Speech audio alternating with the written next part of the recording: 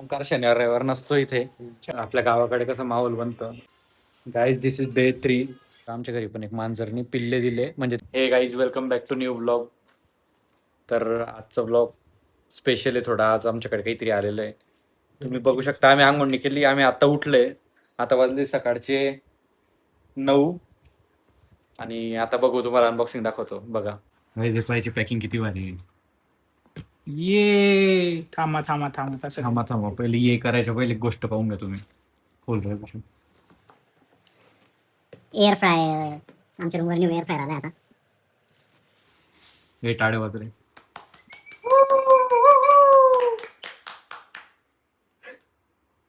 हे असं असते भारी guys. रे. थांबा याला याच्यावर ठेवून पडले. हा पहिले त्याला स्टँड मध्ये. हे जे असते हे त्याची प्लग असते. ते पुढचं उघडणं त्याचं ड्रॉवर. थांबा थांब ताणू नको. आम्हाला माहिती नाही ए, हे seal आहे, seal आहे, seal आहे ते, थांबा. हा. थोडं आम्ही नवीन आहे एअर फ्रायरच्या दुनियेत. तसं नसते रोहित ते. थांबा तुम्हाला शिकवतो. त्याला असं धरावं लागतं.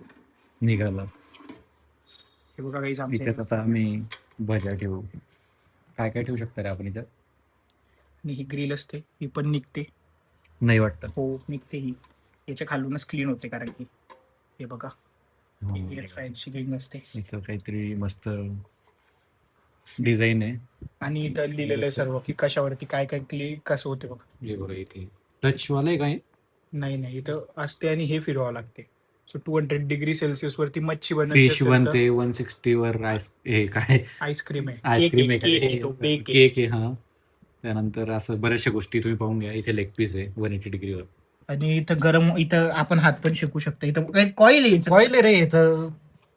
फिलिप्स रॅपिड एअर टेक्नॉलॉजी वाला आहे. खूप लाईट वेट आहे. काय वजन पाहू शकतो. नको कॉईल तुटून जाईल. हा थोडं जवळ आहे. बापरे. तर असं एअर फ्रायर आहे. आता बाकीचा पुढचा ब्लॉग आपण नंतर कंटिन्यू करू. रेसिपी याच्या सोबत येते. हा पुढची जी रेसिपी येईल त्याच्यासोबत येईल. आम्ही आता काहीतरी नवीन विचार केलाय. New YouTube channel coming soon. पहिले याला तर सबस्क्राईब करा तुम्ही. 1000 सबस्क्राईब करून टाका. याचे आपल्या होत नाही. लाईन लावून टाका आपली. आम्ही दुसरं घेऊ आता.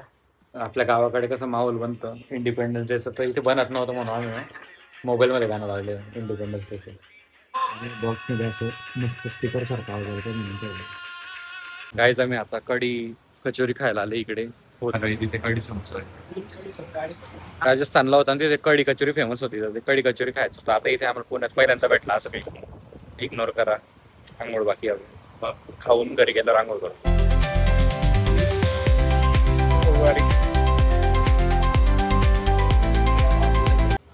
गाईस तर असं आहे आमचं संडे रुटीन.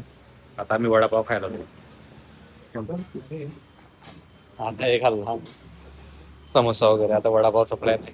मग नंतर रूमला जाऊन झोपलो. कोंबडी सारखे का बरं बुलेटवर आलो पल्सर करून. इथे रे चावी. तर बेस्ट टाईम मग काही गणपती आले. किती भारी भारी मूर्ती आहे. चलो चला वडापाव खूप बोलतो आता.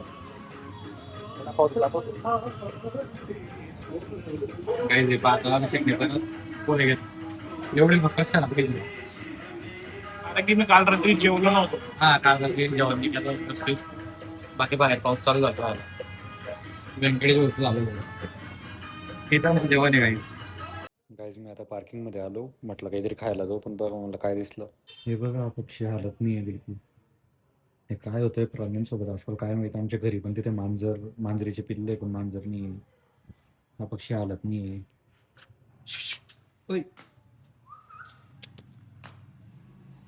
मला वाटतं त्याला काहीतरी जखमी झालाय. तर त्याला शेपूटच नाही आहे. त्याला याने जास्त छेडछाड करत मी नाही. तो घाबरतोय त्यामुळे जरा तसंच राहू देतो. तसं तर गेट लावलेलं आहे आमचं. कुत्र्यांचा काही धाक नाही. पण मला वाटतं त्याला कुत्र्यानेच जखमी केलेलं आहे. आणि हा मी जी मांजरची स्टोरी सांगतोय ना, तर आमच्या घरी पण एक मांजरनी पिल्ले दिले. म्हणजे ते पिल्ले दिल्याच्या नंतर समजलं. पहिले तर ती मांजर मरून गेली. मग मांजर वगैरे फेकली. आणि थोड्या दिवसांनी मग चेंबरमधून आवाज आला मेव मेवचा चिवचिवचा. आणि मेव मेवचा आवाज आला. तर मग तेव्हा समजलं मांजरने पिल्ले दिलेलं आहे. मग आता त्या मांजरची लाईन लावतोय मी. लाईन म्हणजे त्यांना कुठेतरी जायचं आहे. कोणाला तरी जे अडॉप्ट करतील.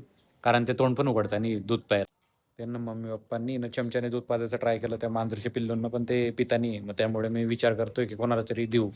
मग मी 1-2 जणांना कॉन्टॅक्ट केलं पेट शॉपवाल्यांना. आता ते घेऊन जातील तर बरं होईल.